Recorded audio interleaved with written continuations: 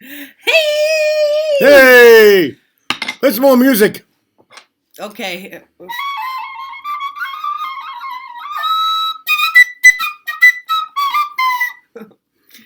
Hey, that was cool. My name's Emily. Yep. Her name is Emily. What's your name? My name is Herb. Today, we will be reading Miss Nelson is Back. Oh, hey! Written by Harry Allard and illustrated by James Marshall. Those are funny stories. Yes, we read Miss Nelson is Missing before, right? Mm-hmm. Now we're going to read another one. Okay. Do you remember what the kids were like in the last Miss Nelson story we read? They were crazy. They were so crazy, right? Oh, They were so crazy. my glasses those are screwed up. In the last Miss Nelson story, the kids were crazy. Yes. And then they had a mean substitute teacher. She was scary. She'd hit the table with the ruler. Yes. Oh! Don't do that! Did I scare you, Herb? You did. So let's see what the kids get into in this Miss Nelson book. Okay. Okay, Miss Nelson is back. Mm-hmm. One Friday, Miss Nelson told her class that she was going to have her tonsils out. "I'll be away next week," she said, "and I expect you to behave." Mm-hmm. "Yes, Miss Nelson," said the kids in 207. Mm-hmm. But at recess, it was another story. Mm. "Wow," said the kids. "While Miss Nelson is away, we can really act up." Uh-oh. "Not so fast," said a big kid from 309. "Haven't you ever heard of Viola Swamp?" She's scary. "Who?" said Miss Nelson's kids. "Miss Swamp is the meanest substitute in the whole world," said the big kid. "Nobody acts up when she's around." "Ooh," said Miss Nelson's kids. "She's a real witch," said the big kid. "Oh," said Miss Nelson's kids. On Monday morning, Miss Nelson's kids were all in their seats. They were very nervous. Some of them had not slept well all weekend. Oh, no. "If we get the swamp, I'll just die," said one kid. Oh, no. They heard footsteps in the hall. Slowly, the knob turned, and the door opened. It was Mr. Blandsworth, the principal. Hey! "I shall personally take over this class," he said. Okay. Miss Nelson's kids were so relieved. But they soon learned that Mr. Blandsworth was not a lot of fun. All morning, Mr. Blandsworth tried to amuse the class with his corny card tricks. "Oh, brother," said the class. That afternoon, Mr. Blandsworth showed the class his favorite shadow pictures. "This is kid stuff," said the class. Yeah. The next day, Mr. Blandsworth demonstrated his favorite bird calls. They were not a success. What's your favorite bird call? Chickadee. Cheeseburger. Cheeseburger. And for 2 days, Mr. Blandsworth showed slides of his goldfish Lucille. Miss Nelson's kids had never been so bored. Hey! While dusting erasers in the schoolyard, 3 of the ringleaders of 207 discussed the situation. "Something will have to be done," they said. "We must get rid of Blandsworth." Gotta go. And they hatched a plot. What's a plot? A plot is like a plan. Okay. After school, they painted and sewed and borrowed some old clothes. And they practiced some very difficult stunt work in the backyard. The next day, they weren't in class. "That's too bad," said Mr. Blandsworth. "They'll miss all the excitement." Mr. Blansworth was about to show the class his collection of ballpoint pens from all over the world when someone came to the door. Slowly, the knob turned, and the door opened. "Oh, look," said the class. "Miss Nelson is back." Yay! A tall and lumpy Miss Nelson tottered into the room. Lumpy. Mr. Blansworth was surprised. "You're back sooner than we expected," he said. The tall and lumpy Miss Nelson didn't speak. Said the kids. "Her throat must still be sore." Oh, no.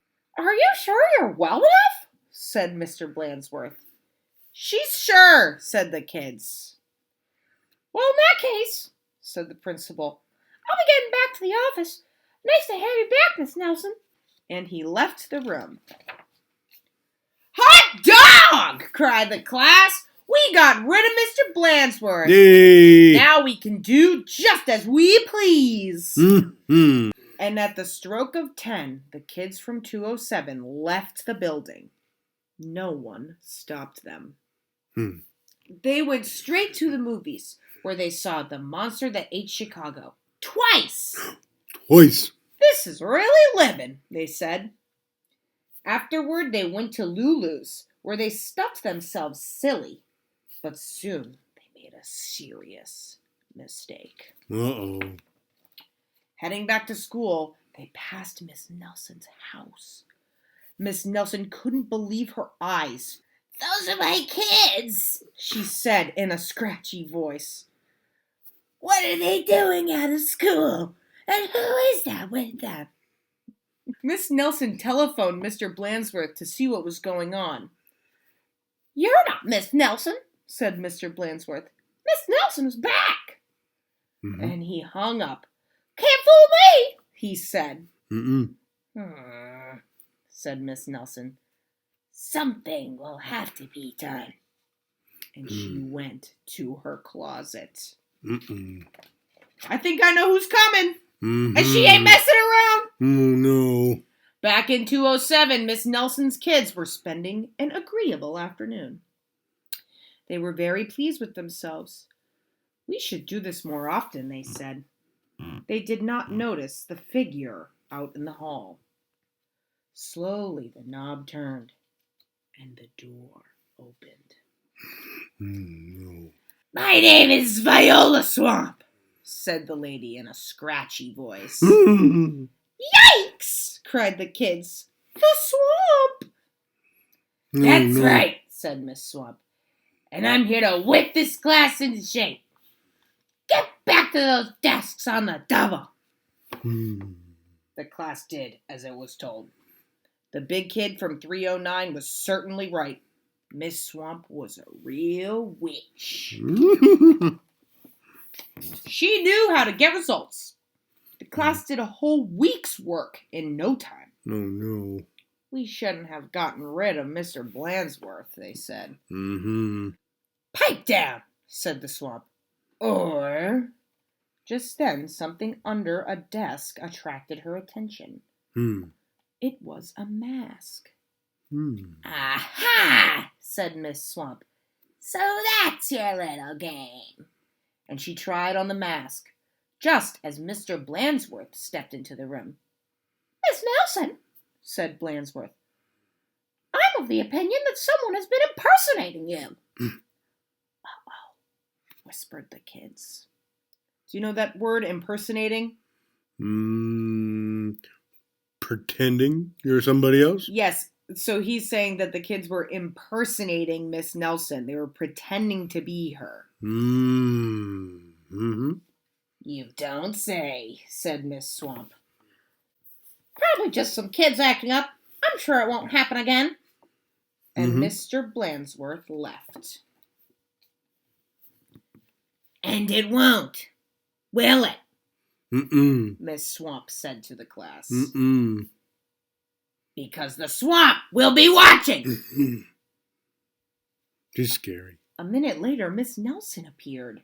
"Hey! "I'm back," she said. Hey! "Hot dog!" cried the kids. Are we glad to see you? Mm-hmm. Didn't you have fun with Mr. Blansworth? Asked Miss Nelson. Said the kids. Mm-mm. They decided not to mention Miss Viola Swamp, but they wondered why Miss Nelson hadn't seen her in the hall. And Very interesting. that was Miss Nelson is Back, written by Harry Allard and Mhm. illustrated by James Marshall. Mm-hmm. Did you like that story, Herb? Yeah, that was fun. Yeah, I like those Miss Nelson stories. Yep.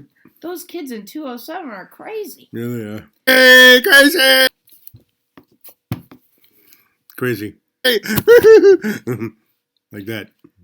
Well, I'm glad Miss Nelson was able to get her operation, but I wish she had more time to rest. Those kids are just crazy. Yes, they are. Oh, my goodness. Well, I hope you all enjoyed Miss Nelson is Back. Yep. I hope when we all go back to school, you remember to be nice to your teachers. Yes, Because they all miss you so much. they do. Your teachers miss you so much right now, since we're all at home.